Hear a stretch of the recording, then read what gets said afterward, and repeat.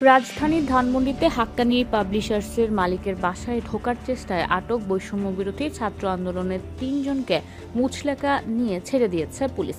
মঙ্গলবার জাতীয় নাগরিক পার্টির জ্যেষ্ঠ যুগ্ম মুখ্য সমন্বয়ক আব্দুল হান্নান মাসুদের জিম্মায় তাদের ছেড়ে দেওয়া হয়। তাদের ছাড়িয়ে আনতে গিয়ে সমালোচনার মুখে আব্দুল হান্নান মাসুদ। তবে তার দাবি, ডিএমপি কমিশনারের অনুরোধে মধ্যস্থতা করতে যান তিনি। পুলিশ বলছে, সোমবার রাতে ধানমন্ডির ৪ নম্বর সড়কে ওই ব্যক্তিরা বিশৃঙ্খলা করার চেষ্টা করছিলেন। পরে তাদের পুলিশ হেফাজতে নেওয়া হয়। এর মধ্যে ছিলেন বৈষম্যবিরোধী ছাত্র আন্দোলনের মোহাম্মদপুর থানার আহ্বায়ক সাইফুল ইসলাম রাব্বি, ঢাকা মহানগর বৈষম্যবিরোধী ছাত্র আন্দোলনের যুগ্ম সদস্য সচিব ফারহান সরকার ডিনার ও মোহাম্মদপুর কেন্দ্রীয় কলেজের শিক্ষার্থী ট্রাফিক সহায়ক মোহাম্মদ উল্লাহ জিসান। এদিকে ঘটনা জানাজানি হলে বৈষম্যবিরোধী ছাত্র আন্দোলনের মোহাম্মদপুর থানা এলাকায় আহ্বায়ক সাইফুল ইসলাম রাব্বি সহ ৩ জনকে অব্যাহতি দেয় সংগঠনটি। রমনা বিভাগের পুলিশের উপকমিশনার মাসুদ আলম বলেন, ভবিষ্যতে তারা এই ধরনের কাজে জড়িত হবে না এই মর্মে মুচলেকা দিয়েছেন, তাই ছেড়ে দেওয়া হয়েছে।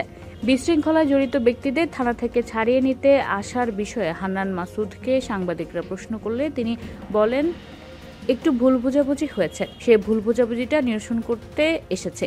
বাইরে বিভিন্ন গোষ্ঠী এটার সঙ্গে জড়িত আছে। আমরা যেটা দেখেছি, মানে আমাদের মানুষগুলোকে ব্যবহার করার চেষ্টা করছে বিভিন্ন জায়গায়। ৩ জনকে ছাড়িয়ে নেয়ার প্রক্রিয়া শেষে এনসিপি নেতা হান্নান মাসুদ থানা থেকে বের হলে তাকে সাংবাদিকেরা প্রশ্ন করে বলেন, যাদের ছাড়িয়ে নিতে এসেছেন তাদের বিরুদ্ধে আগেও অভিযোগ ছিল। এর জবাবে হান্নান মাসুদ বলেন, আমি আমাদের বৈষম্য বিরোধী আহ্বায়কের মেসেজটা পেয়ে দেখতে এসেছে।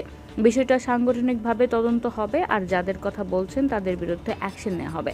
কিন্তু আপনি তো তাদের ছাড়িয়ে নিতে আসছেন। এমন প্রশ্নের জবাবে হান্নান মাসুদ বলেন, এরা আসলে ব্যবহৃত হয়েছে। এদেরকে যারা ব্যবহার করেছে তাদের বিরুদ্ধেও অ্যাকশন নেওয়া হবে।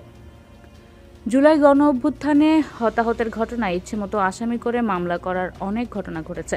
অনেক ক্ষেত্রেই দেখা গেছে আসামি করা হয়েছে চাঁদাবাজির উদ্দেশ্যে, আবার ব্যবসায়িক দ্বন্দ্ব, বিদ্বেষ ও স্থানীয় বিরোধও ভূমিকা রেখেছে।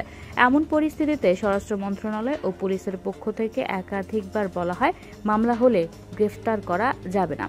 ২০২৪ সালের ৩ সেপ্টেম্বর স্বরাষ্ট্র মন্ত্রণালয় এক বিজ্ঞপ্তিতে বলেছিল, অতি উৎসাহী ও স্বার্থান্বেষী মহল ঢালাওভাবে মামলা গ্রহণে পুলিশের উপর চাপ দেওয়ার পাশাপাশি বিভিন্ন ঘটনার মাধ্যমে অস্থিতিশীলতা তৈরির চেষ্টা করছে।